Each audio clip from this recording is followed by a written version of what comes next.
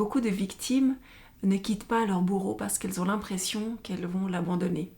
Elles se sont données comme mission de le sauver, de l'aider à aller mieux, et le fait de le quitter peut vraiment leur donner l'impression d'abandonner la personne qu'elles aiment. Mais devenir libre et ne plus être victime, c'est pas un acte d'abandon, c'est un acte d'amour. On en parle tout de suite. Parle-moi par Sonia Grimm.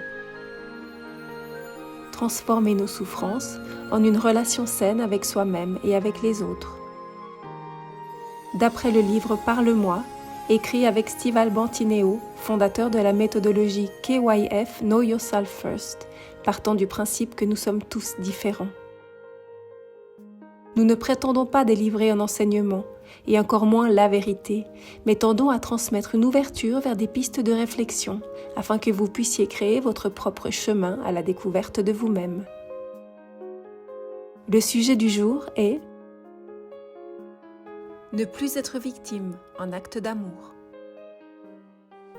Alors si vous êtes une victime et que vous vivez avec une personne toxique depuis un certain temps, que vous subissez de la violence psychologique, de la violence physique, peut-être même de la violence sexuelle, vous avez deux possibilités.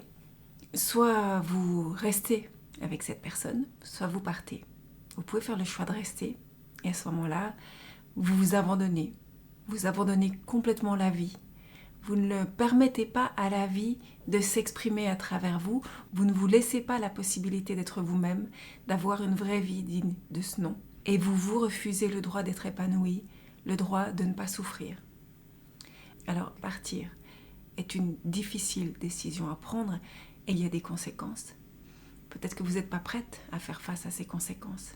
Mais si vous choisissez de rester, il faut que vous ayez conscience que c'est un déni de soi que de rester auprès de quelqu'un qui nous fait souffrir.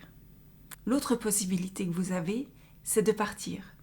Mais partir, ça peut faire peur, ça peut donner l'impression qu'on va se jeter complètement dans le vide, qu'on ne sait pas ce qu'il y aura derrière.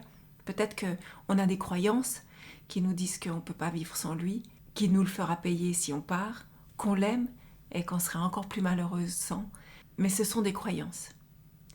Toutes ces choses-là peuvent être surmontées si on décide de faire ce qui est juste pour soi.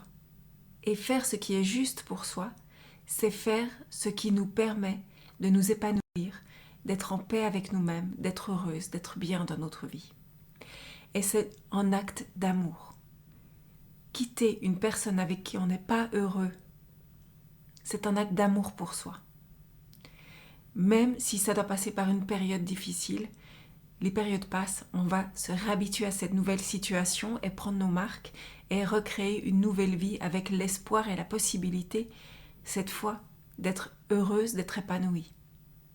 Si on quitte la personne qu'on aime, même si cette personne nous a pendant longtemps maltraités et fait preuve de violence envers nous, on peut se sentir coupable. On peut avoir l'impression d'abandonner quelqu'un pour qui on s'était dévoué, à qui on avait tout donné de soi, tout notre amour pour essayer de le sauver, pour essayer qu'il ait une meilleure vie et qu'il ne souffre pas.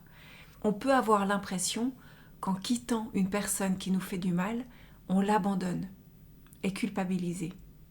Mais en restant, il faut avoir conscience qu'on abandonne aussi quelqu'un. On s'abandonne soi-même. On se laisse tomber, on s'empêche de vivre mieux et d'être épanouie et heureuse et au moins en paix. En partant, on peut avoir l'impression d'abandonner l'autre, mais ce n'est pas la réalité. On n'abandonne pas la personne qu'on quitte. Bien au contraire, on lui donne l'occasion à lui aussi de sortir d'une relation toxique. Comme on a lié notre destin au sien et qu'on a essayé de sauver cette personne, on était en plein dans le triangle de Karpman, ça nous faisait du bien, on avait l'impression enfin d'être quelqu'un de valable parce qu'on pouvait éventuellement sauver cette personne-là. Eh bien c'est difficile maintenant pour nous de partir parce qu'on a vraiment l'impression qu'on n'est pas quelqu'un de bien si on le laisse tomber. Mais ce n'est qu'une impression. Se laisser tomber soi-même, c'est ça qui est grave parce que nous avons la seule responsabilité de nous-mêmes. Et en quittant l'autre, on lui donne la possibilité aussi de sortir de cette dépendance, comme on se la donne à soi, et de pouvoir vivre libre, en dehors d'une relation toxique qui nous maintient tous les deux dans une espèce de danse à deux qui nous fait souffrir mutuellement. La personne que vous quittez peut essayer de vous faire culpabiliser. C'est une forme de manipulation. Il faut en avoir conscience. Et quand on aime quelqu'un, on n'essaye pas de manipuler cette personne, on laisse cette personne libre de faire les choix qui sont bons pour elle. Donc si cette personne essaie de vous culpabiliser et de vous dire que vous êtes une mauvaise personne de le quitter, qu'il ne pourra pas vivre sans vous, n'écoutez pas. C'est une tentative de manipulation et ça n'a rien à voir avec de l'amour. C'est de la dépendance.